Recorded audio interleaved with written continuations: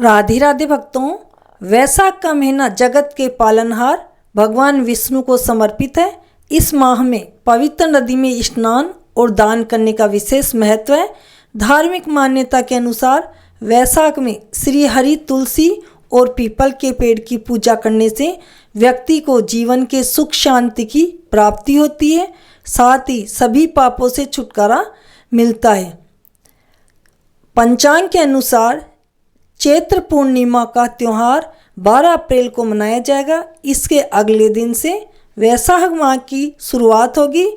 इस माह में भगवान विष्णु की विशेष पूजा करने के विधान है, साथ ही दान करने का अधिक महत्व है। मान्यता के अनुसार इस माह में पवित्र नदी में स्नान और गरीब लोगों या मंदिरों में दान करने से साधक को जीवन में शुभ परिणाम देखने को मिलते हैं, साथ ही कारोबार में वृद्धि होती है। ऐसे में आइए जानते हैं कि कब से शुरू हो रहा है वैशाख का महीना। पंचांग के अनुसार वैशाख माह के कृष्ण पक्ष की प्रतिपदा तिथि की शुरुआत 12 अप्रैल को सुबह 5:52 से होगी।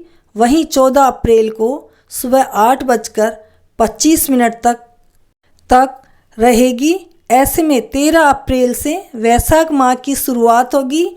इस बार 1 कम 2 हो गई है, इसीलिए 2 1 कम होने की वजह से 13 अप्रैल को वैशाख माह मनाया जाएगा और इसकी तिथि 14 तक भी रहेगी। वैशाख माह में भगवान विष्णु की विधि पूर्वक पूजा अर्चना करें। इसके बाद श्रद्धा अनुसार अन्न, धन, वस्त्र और जल का दान करें। मान्यता के अनुसार वैशाख के महीने में इन चीज़ों का दान करने से व्यक्ति को जीवन में किसी भी चीज़ की कमी का सामना नहीं करना पड़ता है और धन लाभ के योग बनते हैं, साथ ही सुख समृद्धि में वृद्धि होती है। वैशाख माह के महीने में भगवान शिव की कृपा प्राप्त करने के लिए शुभ माना जाता है। इस माह में सोमवार के दिन स्नान करने के बाद महादेव का विधि पूर्वक रुद्राभिषेक करें। खीर और फल समेत आदि भोगों को लगाएं। ऐसा माना जाता है कि इस उपाय को करने से साधक को महादेव की कृपा प्राप्त होती है और सभी घरों से छुटकारा मिल जाता है। वैशाख माह है, भूलकर भी तामसी भोजन का सेवन ना करना चाहिए। किसी के बारे में गलत न सोचें और न किसी से विवाद करें। पूजा के दौरान काले रंग के कपड़े न पहनें। घर में गंदगी न करें, क्योंकि देवी देवताओं का वास साफ सफाई में ही रहता है, इसलिए घर को हमेशा साफ और स्वच्छ रखें।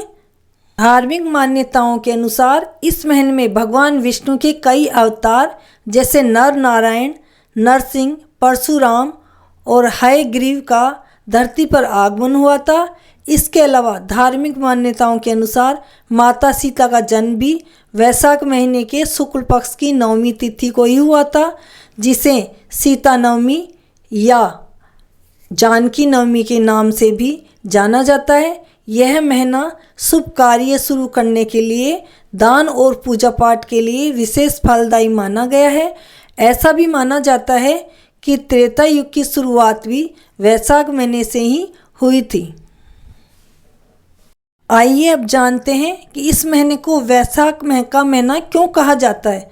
वैशाख माह का संबंध विशाखा नक्षत्र से होता है, इसलिए इस महीने को वैशाख माह कहते हैं। विशाखा नक्षत्र के स्वामी देवगुरु बृहस्पति है और देवता इंद्र भी है। इसी कारण इस पूरे महीने में स्नान, दान, व्रत और पूजा पाठ करने का विधान है। धार्मिक मान्यता है कि वैशाख महीने में किए गए दान से मिलने वाला पुण्य कभी समाप्त नहीं होता है। अब आइए आपको हम इसका महत्व भी बता देते हैं कि वैशाख महीने का इतना महत्व क्यों है। धार्मिक मान्यताओं के अनुसार वैशाख माह की विशेषता यह है कि इस माह के अधिपति भगवान विष्णु माने गए हैं और इसमें उनकी पूजा की जाती है। और इस पूरे माह में तुलसी के पत्तों का उपयोग भगवान विष्णु की पूजा में किया जाता है। वैशाख मास में भगवान कृष्ण और परशुराम की पूजा करने का विधान भी है। इसके अलावा इस महीने में गीता का पाठ करना लाभकारी माना गया है। वैशाख मास में श्री बांके बिहारी जी के चरण दर्शन भी होते हैं।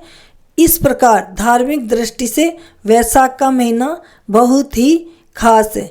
बोलो विष्णु भगवान की जय। भक्तों, ये थी वैशाख के महीने की संपूर्ण जानकारी। आपको ये जानकारी कैसी लगी कमेंट करके बताइए। और अभी तक आपने चैनल सब्सक्राइब नहीं किया हो तो सब्सक्राइब कर लें, ताकि जो कथाएं हम आप तक पहुंचाना चाहते हैं वह आप तक जल्दी से जल्दी पहुंचे। राधे राधे, जय श्री कृष्णा।